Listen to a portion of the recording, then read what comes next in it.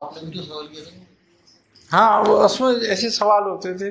شریعت کا کلمہ عام جانتے ہیں, طریقت کا کلمہ پڑھو, وحدانیت کا کلمہ پڑھو, معرفت کا کلمہ پڑھو, حقیقت کا کلمہ پڑھو. اچھا اجازت لسانی تو ہر آدمی دیتا ہے, اجازت قلبی ہو, اجازت معنوی ہو, اجازت سری ہو, یہ دو, اور اس کا اثر ظاہر ہو. توجہ ظاہری, توجہ باطنی, توجہ معنوی, توجہ سری, توجہ قلبی, توجہ اخفا, توجہ اتحادی, توجہ اصلاحی. توجہ اتحادی میں آ سکتا ہے. ہاں تو وہ سلسلہ میاں صاحب نے بند کرایا تھا. آئی نا سنی بات.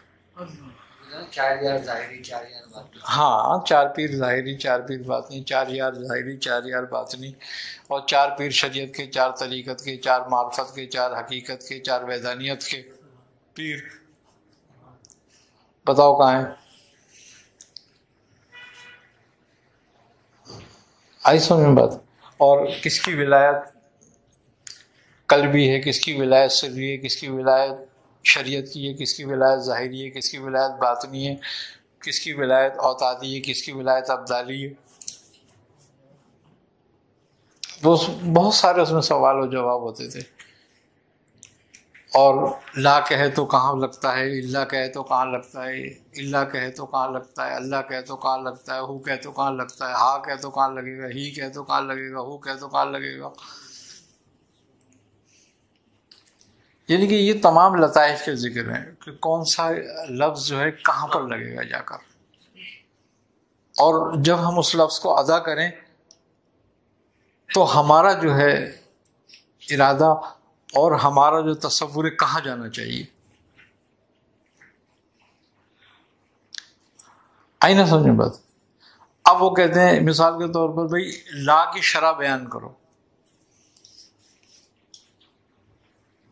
کہ لا کی حقیقت کیا ہے. اب ساری کائنات لائی کی حقیقت ہے, کیا بیان کرو گے, کتنی بیان کرو گے. اب وہ جب تم نے بیان کرنا شروع کری, اب وہ ثابت کرو قرآن سے.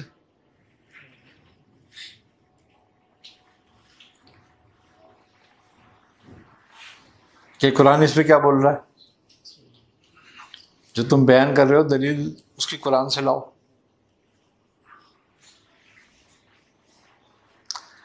لا کا مقام جبرائیل کا کون سا مقام ہے, اسرافیل کا مقام لا میں کون سا ہے, اور اللہ میں کون سا ہے, اللہ میں کون سا ہے. یعنی کہ یہ اسما کے جو مداراج ہیں اس میں کون کہاں پر بیٹھا ہے. اب ایک بار چہل کاف پہ سوال آ گیا کہ چہل کاف کا اسم اعظم بتاؤ کیا ہے.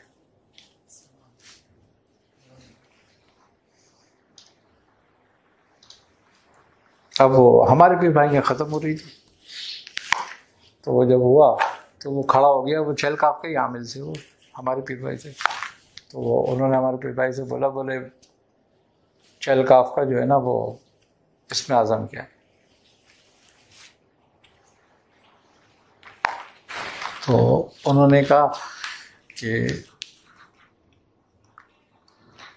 چہل کاف کا اسم اعظم اس میں کافی ہے. کہنا یہ ظاہری ہے.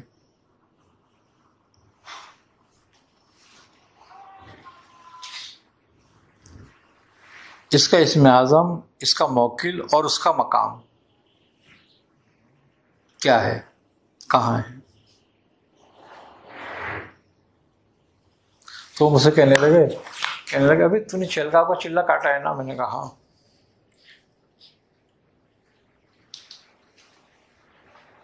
بول بتا. میں نے کہا دیکھو یہ محفل میں بات کرنے کی نہیں ہے. کہنے لگے نہیں, اس نے سوال تو ایسے کر دیا.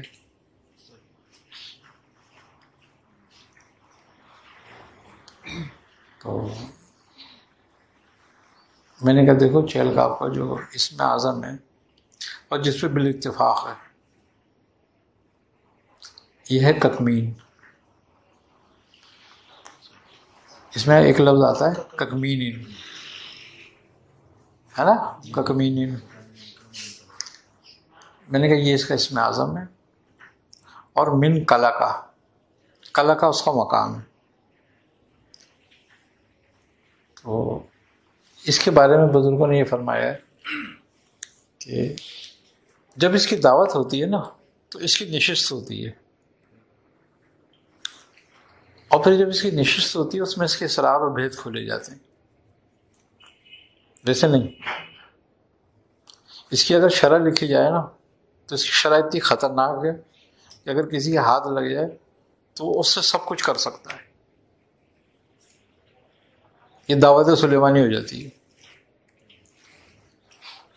تو میں نے کہا ککمینین اس کا اسم اعظم ہے، اور ککمینین ہی اس کا موکل ہے،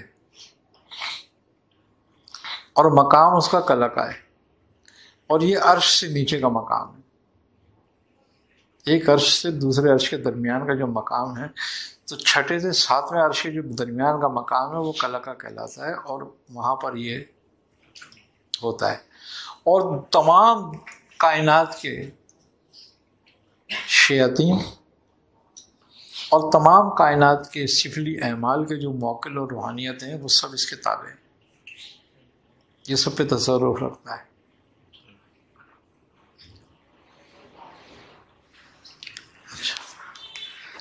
اور چہلکاف کے بہت سارے ایسے معاملات ہیں کہ جو، لیکن وہ ہر جگہ بیان کرنے کے ہر معاملے میں نہیں ہوتے.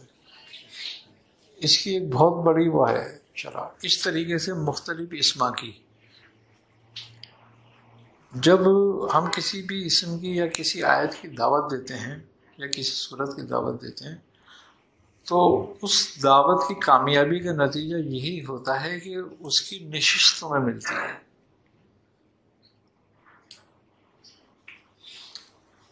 اس کی روحانیت جو ہے وہ تم پہ اس کے اسرار کھولتی ہے، پھر اس کے راز بیان کرتی ہے تم کو، یعنی کہ تم سے وہ نشست کرتی ہیں. پھر یہاں کے گائیڈ کرتے ہیں، بتاتے ہیں، یہ ہوتا ہے. دیکھو، ہم کسی بھی اسم کی ظاہر کو جانتے ہیں. مثال کے طور پر ہم نے اسم رحمان پڑھا. اب اسم رحمان کا جو ظاہر ہے وہ مہربان ہونا ہے، ٹھیک ہے نا. اب 4 حرفوں پر یہ مشتمل ہے.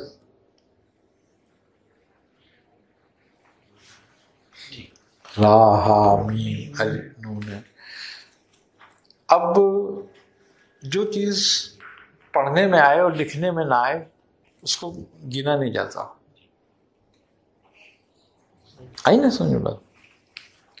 اب چونکہ وہ اہل عرب کی زبان ہے تو ہماری آسانی کے لیے اس میں الف لگا دیا انہوں نے، تاکہ ہم میم پر الف پڑھیں، تاکہ رحمان آئے پورا.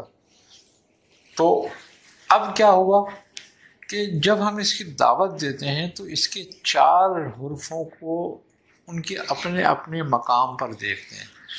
مقصد ایک حرف، ہم اسم پڑھ رہے ہیں لسانی،